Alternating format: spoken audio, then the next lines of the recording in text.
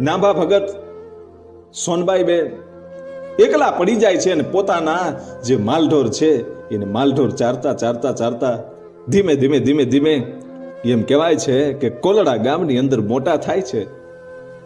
પણ કોલવા ભગતની ભક્તિ કેવી કે ઈ જ્યારે જ્યારે રમવા માટે જાય, પોતાની ગાયું ભેંસું જ્યારે ચરતી હોય નેહડામાં, ઈ ગીરના જંગલમાં, ત્યારે પોતે રમવા માટે જાય તો એને કંઈ એવું રમવાનું ન શોધે કે બીજા છોકરાઓની સાથે રમીએ.